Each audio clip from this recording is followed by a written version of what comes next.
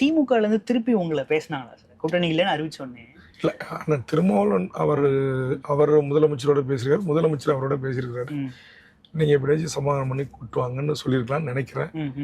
அண்ணன் திருமாவளவன் வந்து என்னை ஒரு முறைக்கு பல முறை தொடர்பு கொண்டு, நீங்க எப்பவுமே திருமாவளவனுடைய பேச்சுக்கு மதிப்பு கொடுக்குறது நான் அதற்கான கொஞ்சம் கால அவகாசம் கொடுத்தேன். அப்புறம் சிபிஎம் உடைய தோழர் முத்தரசன், திரு வீரபாண்டியன், திரு சண்முகம், நாங்கள் அந்த சிவா திலீபன் இயக்கத்துறை இறந்துட்டாரு, அங்கிருந்து கூட எல்லா தலைவர்களும் என்ன சந்திச்சு கொஞ்சம் மறுபரிசீலனை பண்ணுங்க, நம்ம எல்லாம் சேர்ந்து திணியாண்டா பயணிச்சிட்டோம் அப்படின்னு சொன்னாங்க. நான் வந்து எனக்கு ஏற்பட்ட அந்த சுயமரியாதை சார்ந்த அந்த உணர்வுகள், நான் பட்ட காயங்கள், நான் இதுக்கு வந்து என்னங்க சார் ஒரு கட்சி நடத்துறேன், சிட்டிங் எம்எல்ஏவா இருக்கேன், இந்த கூட்டணியில இருந்தா எனக்கு எம்எல்ஏ பதவி கிடைச்சிடும், உறுதியா திரும்ப நான் எம்எல்ஏ ஆகிடுவேன், ஆனா அதை கூட வேண்டாம் அப்படின்றேன். அப்புறம் என்ன சொல்றேன், ஒரு 10 அம்ச கோரிக்கைகளை முன்வைத்திருக்கேன். அதுல ஒரு 5 அம்ச கோரிக்கை நிறைவேற்றுக்குன்னு பத்திரிகையாளர் சந்திப்புல சொன்னேன்.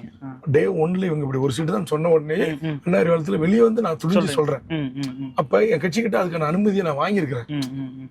அப்படி இருந்தும் கூட இவங்க வந்து அந்த பெரியண்ணன் பாணியில் நடந்துக்கிட்டாங்க. குறைந்தபட்சம் என்னை கூப்பிட்டு, வேல்முருகன், இந்த தேர்தலில் நீங்க இந்த மதச்சார்பற்ற அணியில இருங்க, உங்களுடைய கோரிக்கை என்ன, எழுத்துல இருந்த இனப்படுகொலை தீர்மானம் தானே அம்மையார் ஜெயலலிதா நிறைவேற்றிருக்காங்க, அதையே நாங்க நிறைவேற்றணுமா? சரி நிறைவேற்றணும். ஒண்ணு, தமிழக வேலை தமிழ் இருக்கு, பீகார்ல, உத்தரப்பிரதேசம், நிறைய மாநிலங்கள்ல அந்த அரசாணை இருக்கு. நாளைக்கு ஒரு அரசாணை வெளியே போடுறோம்.